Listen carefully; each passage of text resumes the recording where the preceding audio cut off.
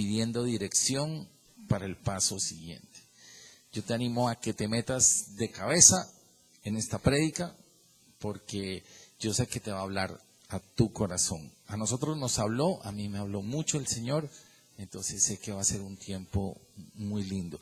Y para empezar quisiera hacer un recuento de dónde viene Abraham, y voy a mostrarles un mapita que tenemos aquí. Y en ese mapita que tú estás viendo en la pantalla, entonces es solamente como una ilustración breve la que quiero hacer. Como algún día lo dije, Abraham era un hombre como tú o como yo, ¿cierto? Abraham no era un superhombre, sino era un hombre como tú o como yo. Dios lo escogió para que saliera de la tierra de Babilonia, como te escogió a ti, ¿cierto? Algún día nos dijo el Señor, vete de esa tierra de Babilonia, vete de la gran Babilonia, vete de la ciudad ramera y vete a un lugar que yo te mostraré. Y nosotros le creímos a Dios y le obedecimos a Dios. Algún día llegó hasta Harán, y cuando estaba en Harán tenía 75 años Abraham, y allí murió su padre, y entonces él deja familia, deja tierra, deja padres, y así nos pide el Señor a nosotros, que tenemos que dejar cosas y movernos por la fe, y empezó a caminar hasta que llegó a la tierra de Canaán, que era la tierra de bendición. Después, en un punto de la historia, hubo hambre en esa tierra y Abraham tomó una decisión, y la decisión que él tomó fue bajar a Egipto. Y cuando uno baja a Egipto, entonces va a tener problemas, ¿ya? Entonces el Señor no le había dicho que bajara a Egipto, pero él bajó a Egipto y ahí tuvo problemas. Ya vamos a ver los problemas. Después él regresa de Egipto nuevamente hacia la tierra prometida, y en su regreso a la tierra prometida es cuando se divide Lot de Abraham. ¿Recuerdan eso? Y entonces Lot toma una decisión basado en sus sentidos. Es cuando uno calcula las cosas y dice, esto es lo mejor, y se equivocó, porque Lot escogió una tierra que finalmente lo fue llevando hasta Sodoma, y entonces terminó viviendo en Sodoma. Después de esto viene un ataque de unos reyes, y en esa guerra lo secuestran a Lot y se lo llevan a Lot. ¿Y quién lo rescata?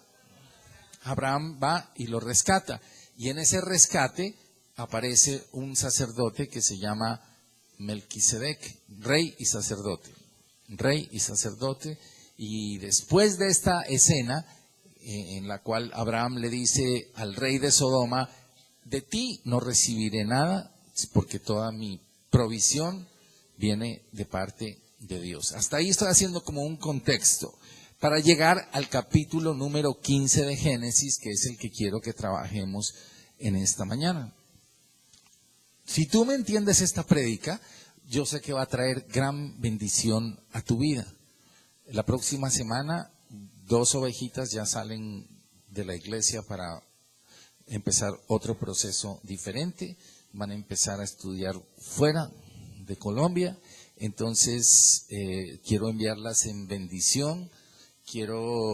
Me alegra que estén hoy aquí y no en Santa Marta, porque hoy quiero darles una palabra a todos ustedes, pero pues vamos a bendecirlas también a ellas, que empiezan una nueva etapa de su vida y necesitan mucho de esto que vamos a hablar hoy. Todos los que estamos aquí necesitamos muchísimo hoy. Entonces, el capítulo 15, si no tienes Biblia, yo te pido que levantes tu mano y me pidas una Biblia, porque sin Biblia es imposible agradar a Dios. Porque la fe viene por el oír y el oír la palabra. Entonces, sin fe es imposible agradar a Dios. Entonces, sin Biblia es casi que imposible agradar a Dios, porque ¿de dónde va a sacar uno el depósito de fe? Entonces necesitamos mucha fe, mucha Biblia. Entonces, don Leonardo, abra su Biblia en Génesis 15, todos en Génesis 15. Si no es su Biblia, no la raye. Si es su Biblia, ráyela.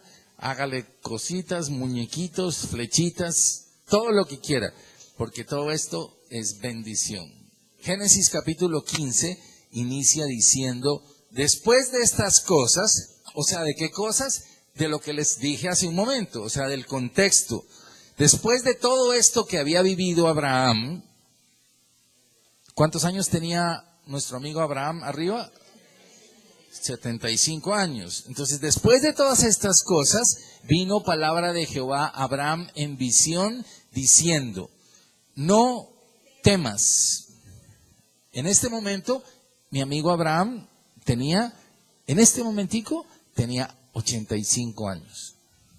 85 años. O sea, habían pasado 10 años, porque 85 menos 10 da 75, ¿cierto? Entonces, allí ya me cuadra la caja y matemáticamente me funcionó la prédica.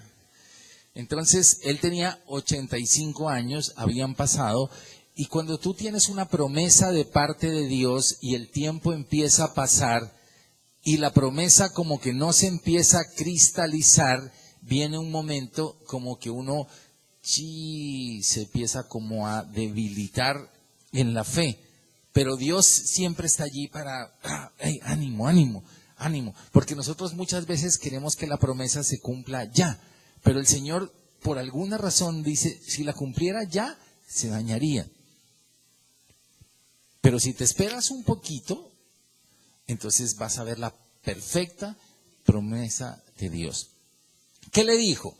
Le dijo, primero, dice aquí, después de estas cosas vino palabra de Jehová a Abraham en visión. Necesitamos, como iglesia, hemos venido trabajando y últimamente estos últimos tiempos de oración han estado enfocados, señora María del Carmen, al tema de estar absolutamente seguros que estamos escuchando la voz de Dios. Porque cuando tú tomas decisiones sin escuchar la voz de Dios, te enredas, siempre te enredas. Pero cuando tú estás en oración, genuina oración, y uno lo está buscando a Dios y le está preguntando, entonces siempre viene palabra de Jehová, en este caso en visión, o en ministración, o en una prédica. Siempre Dios va a hablar a tu corazón. Amén. Y le dice, no temas, Abraham. ¿Por qué le dijo no temas? Ya, entonces uno a veces pasa por ahí derecho, pero entonces uno tiene que ponerse, algo le estaba pasando a Abraham. Habían pasado 10 años y el Señor nada que respondía, nada que se concretaba, el anhelo profundo del corazón.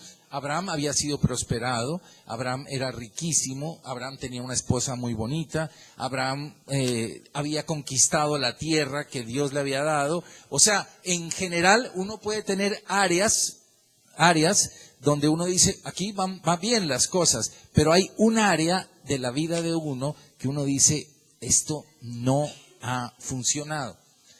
Y el Señor le dice, no temas, Abraham.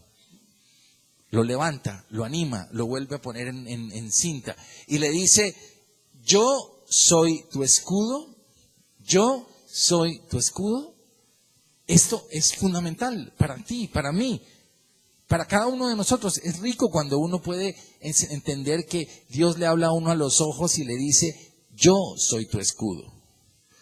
Y cuando yo siento esto como una revelación de Dios, yo ya me quedo tranquilo, porque yo digo, el Señor es quien me está rodeando. Él es el que me está guardando. Entonces, porque el miedo sube a veces a nuestros corazones. ¿Sí o no?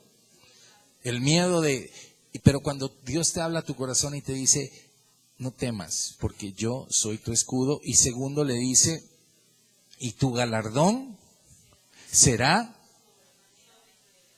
sobremanera grande. Y es bonito, como lo hemos visto muchas veces, la Biblia a veces como que hace unas redundancias. Le hubiera podido decir, Abraham, tu galardón será grande. O sea, lo que te espera es grande. Si Dios le dice eso a uno, uno debería quedar tranquilo. Pero Dios le dice, será sobremanera grande. Y uno dice, y no tengo lo que yo quiero, y no tengo mi hijo. El tiempo está pasando, el momento está crítico, mi esposa ya no está en edad de tener hijo, y se empieza a enredar todo el contexto. Pero el Señor le dice, no temas, tu galardón será sobremanera grande. Ahora toma esa promesa para ti esta mañana.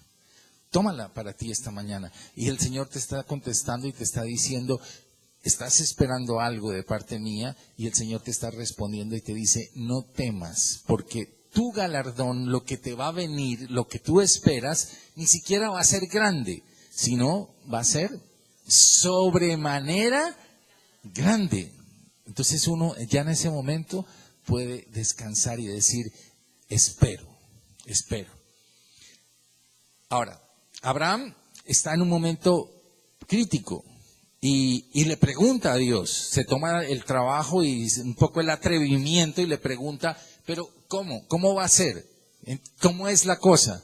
Entonces él empieza a analizarlo primero en su criterio y él dice, entonces el hijo que me vas a dar va a venir de mi mayordomo, porque eso era una costumbre de la época, y era perfectamente válido. Si una persona no podía tener hijos con su esposa, entonces podría heredar el hijo de la persona que trabajaba con uno, y él pasaría a ser prácticamente como si fuera el hijo, el heredero. Entonces estaba moviéndose en lo natural.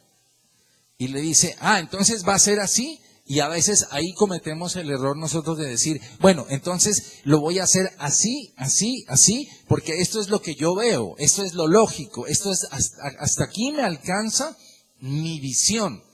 Pero Dios dice, no es así, no lo voy a hacer así. Entonces le contesta en el versículo número 4, le dice, no será el hijo del Damaseno, o sea, de la persona, el mayordomo que era de Damasco, por eso le dice Damaseno. ¿Qué le contesta, señora Mónica? En el versículo 4, eso, sino un hijo tuyo será el que te heredará. ¿Sí? ¿Estamos conectados? Ahora, estas son las promesas que vienen de parte de Dios al corazón de uno, y uno tiene que guardarlas. Cuando el Señor te da a ti una promesa, es una promesa, y la promesa no va a fallar, va a cumplirse y va a ser hasta el final. Y en el versículo 6 dice, ¿qué dice?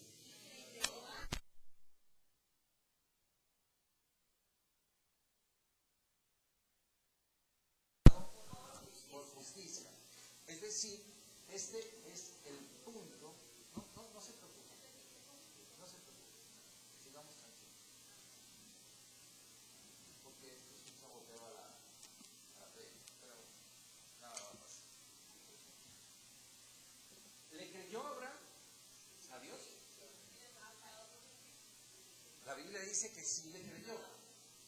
O sea, tiene que venir un punto en tu vida donde tú realmente tienes que decir, hay una promesa de parte de Dios.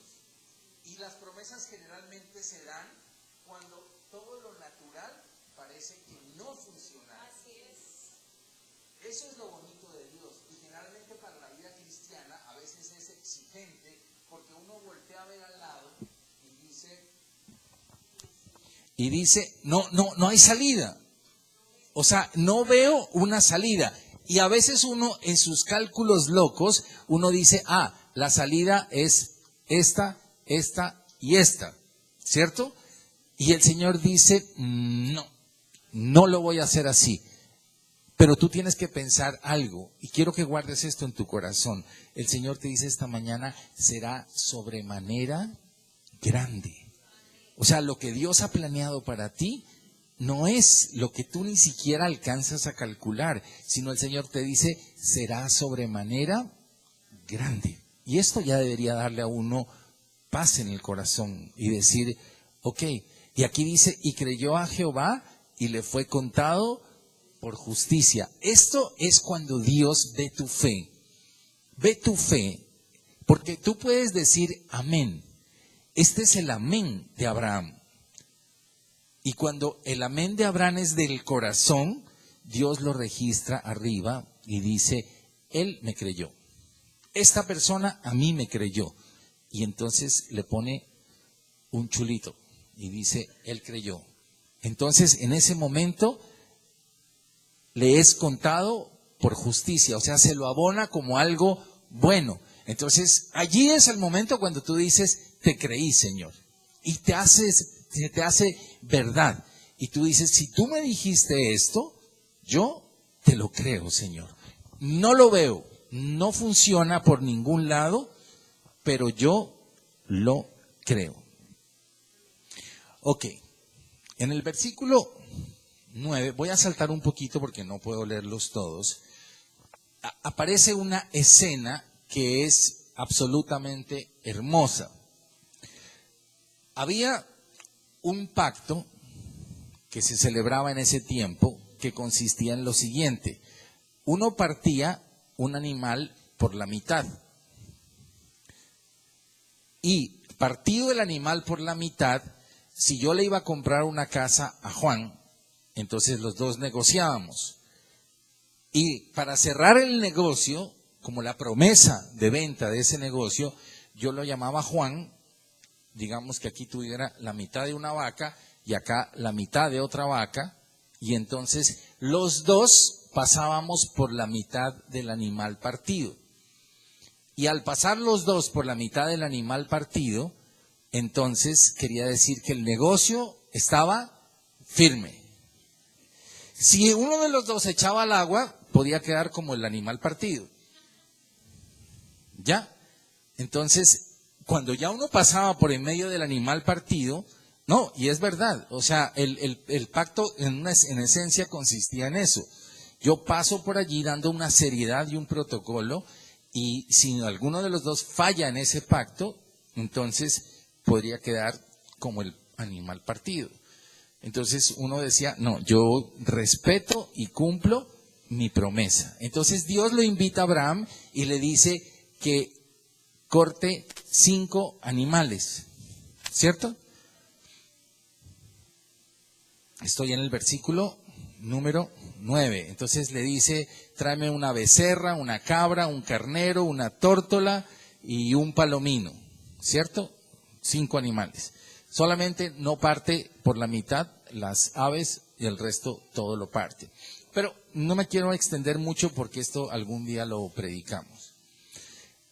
Al punto que quiero llegar es que al final de la visión, del sueño, de la revelación que Dios estaba trayendo a Abraham, él se da cuenta que pasa una antorcha por en medio de los animales. Y la antorcha tipificaba ¿a quién? A Dios. Entonces Abraham se quedó mirando para allá y él vio solamente que una antorcha pasaba por en medio de los animales. ¿Qué le estaba diciendo Dios?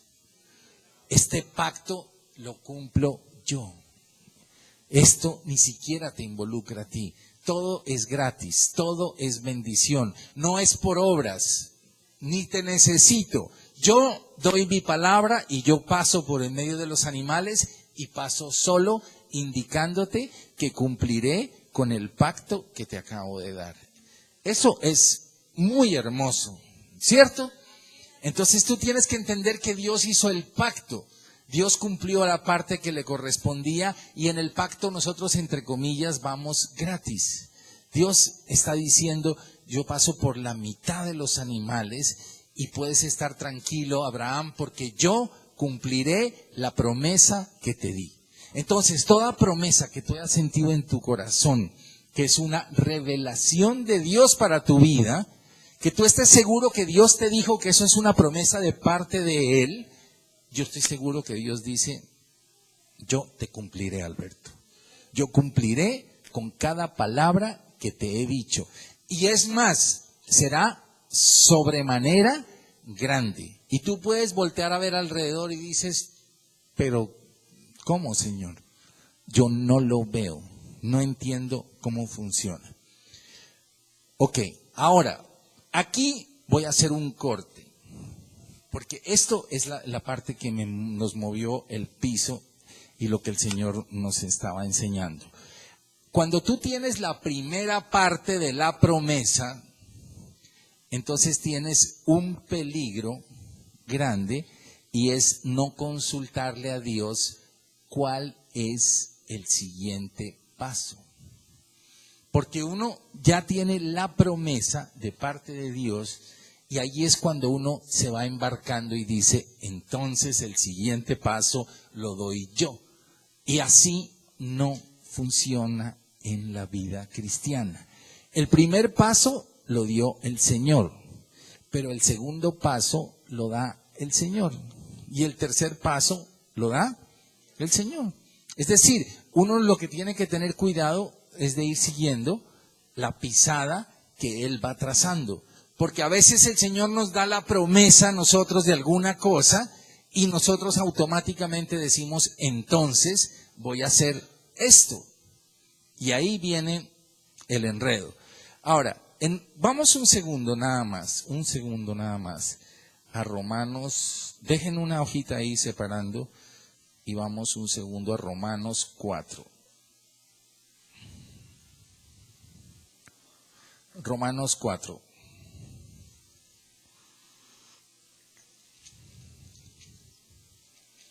Romanos 4. Vamos a leerlo desde el 18.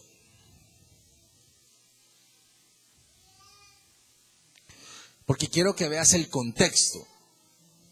Estamos pasando al capítulo 16 de Génesis, después de que Dios había hecho una promesa a Abraham. Y quiero mostrarte en contexto quién es Abraham y cómo estaba su corazón en ese momento, ¿cierto? ¿Qué dice Romanos 4, 18? Dice, él creyó en esperanza contra esperanza. ¿Qué querrá decir en esperanza contra esperanza? Exacto. Cuando no había esperanza, ¿cierto? Entonces tú a veces tienes una promesa de parte de Dios, volteas a ver la situación de cómo está y tú dices, esto es esperanza contra esperanza. No veo por ningún lado la salida al problema que yo tengo. Para llegar a ser padre de muchas gentes, conforme a lo que se le había dicho, así será tu descendencia. Versículo 19, ¿qué dice? Y no se debilitó en la fe al considerar su cuerpo, que estaba ya como muerto, siendo de casi 100 años, o la esterilidad de la matriz de Sara. Tampoco dudó por incredulidad de la promesa de Dios, sino que se fortaleció en fe, dando gloria a Dios. O sea, él dijo, yo ya estoy viejo, yo ya casi no puedo. Mi esposa fue al ginecólogo y le diagnosticaron esterilidad, más menopausia. Y sumo todo eso y el Señor me dice, vas a ser padre de multitudes. Y me dice que la única esperanza que tenía, que fuera a través del mayordomo Eliezer, el hijo, dice, esa no es. Entonces el Señor, Abraham pregunta, ¿y entonces cómo? Pero aquí hay un error estratégico. Ahora regreso a Génesis 16.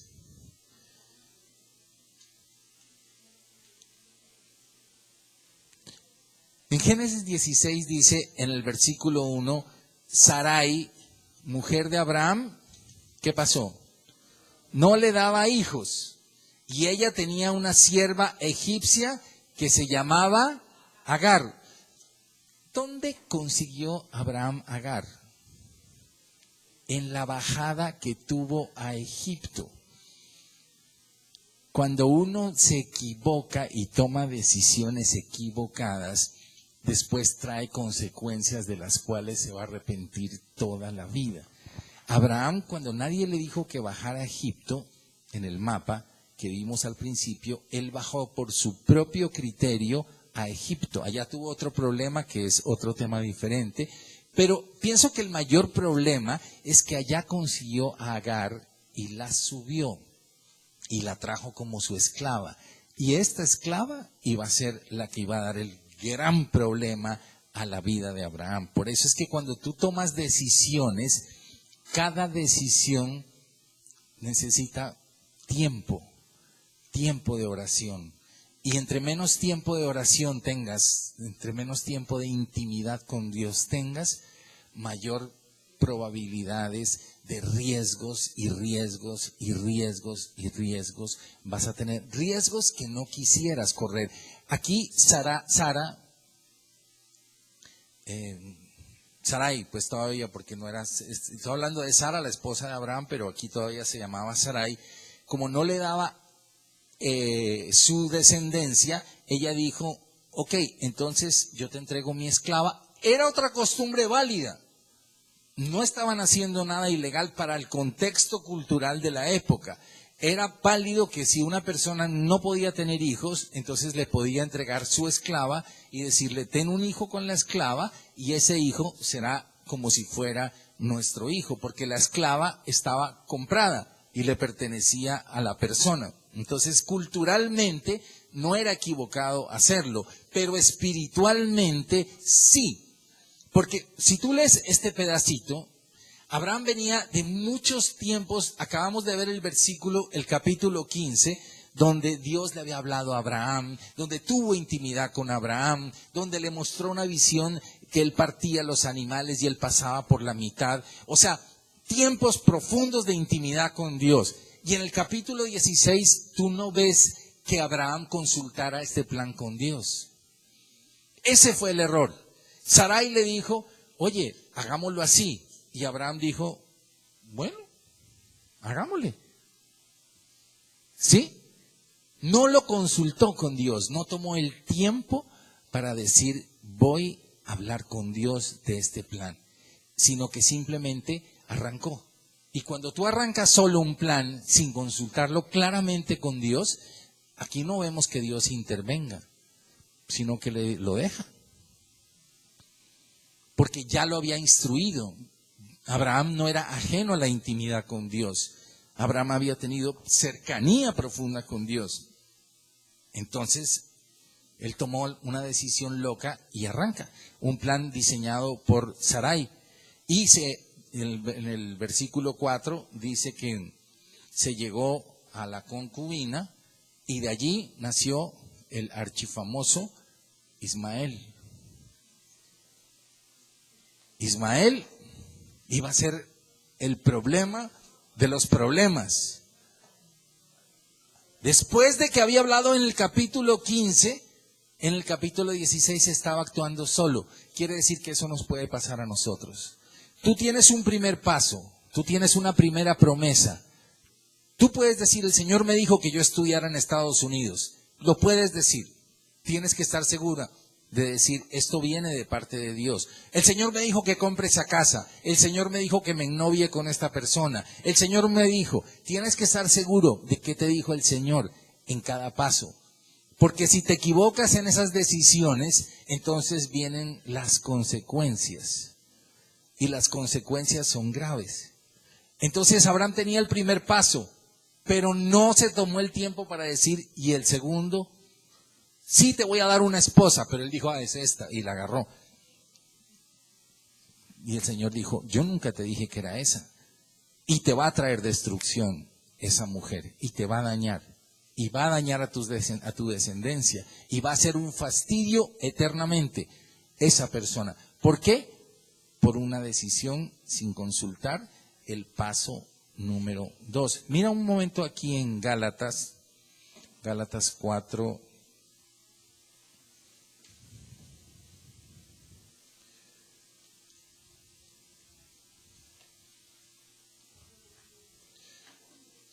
21.